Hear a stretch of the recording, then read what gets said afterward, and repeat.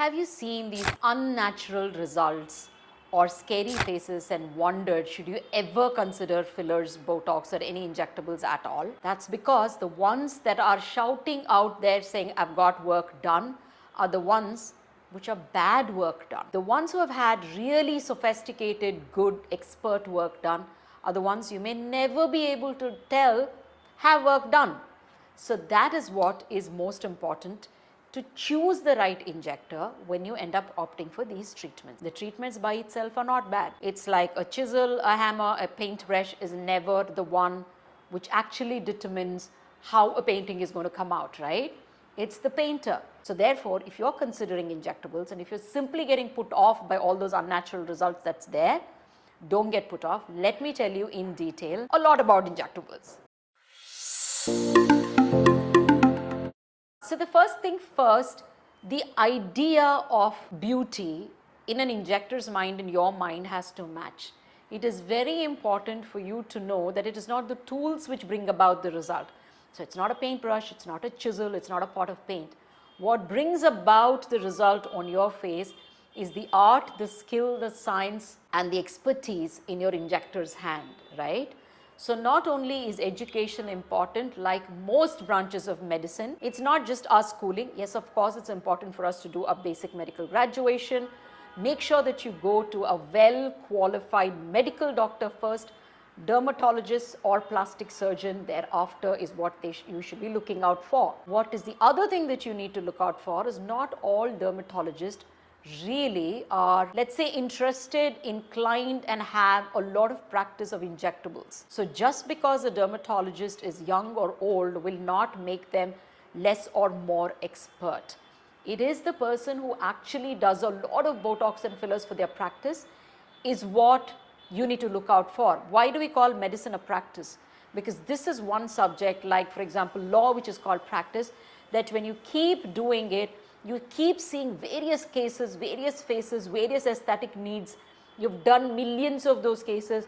You've had one or two things that might go wrong and you know how to manage it, is what makes you an expert in that field. An expert is someone that you can go to and there's never an oops time at all. You know, repeatedly you're going to her time and again, but the outcome and the result is consistent and only better and better each time you've gone in. What you need to do and how do you choose and how do you ever know that this is a good one or this is not a good one, especially in today's Instagram era when everybody's talking on the Instagram and there are various ways to boost your Instagram to be maybe very popular. Is it that person?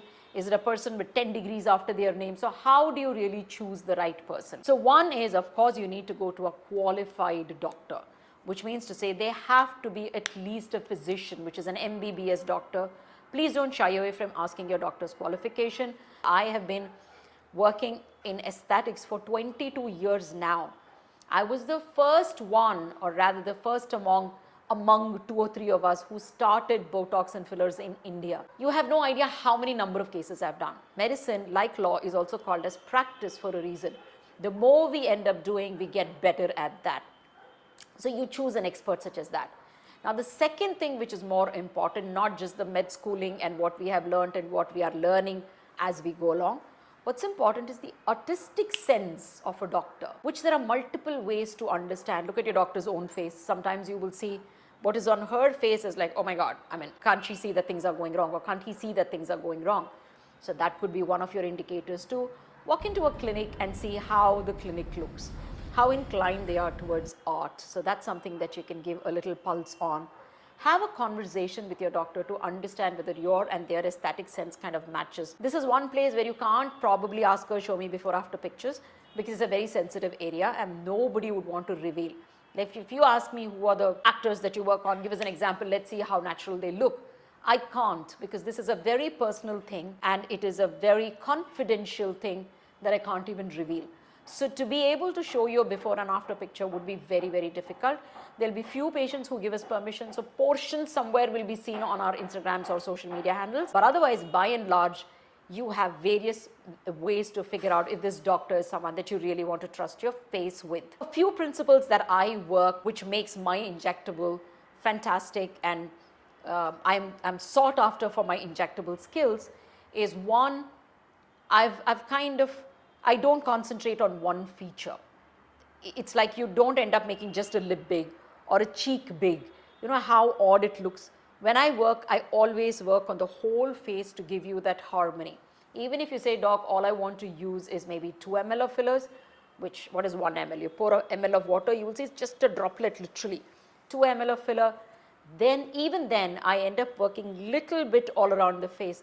The idea is sometimes just to tweak, just to enhance, just to shift the play of light on your face, the shadow and where the kind of light tilts back, hit back from. For example, if I'm working on a cheek, if I only want to make someone youthful, usually as you see when you start growing older, the light starts to reflect a little lower. I just want to shift the light reflecting up. So I may just do one little drop there to just pick that to shift the light there.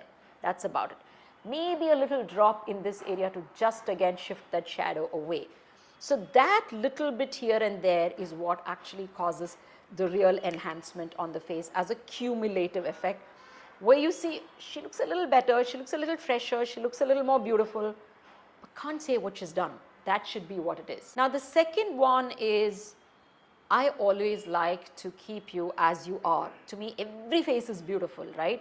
Like millions of people on earth, nobody looks alike for a reason.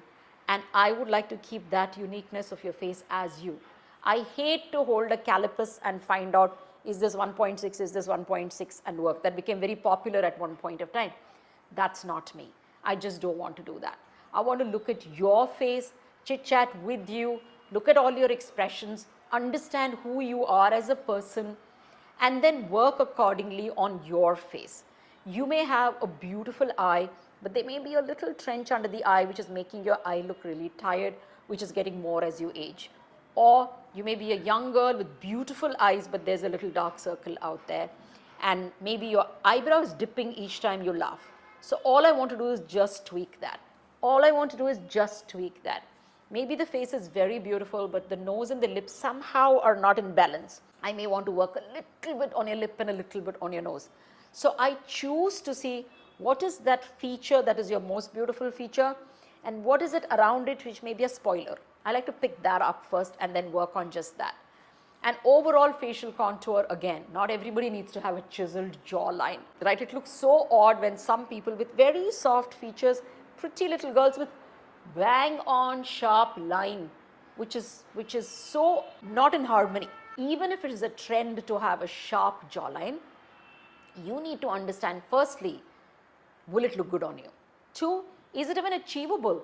I see a lot of extremely heavy lower face, and there are people trying on the Instagram to give them a sharp jawline.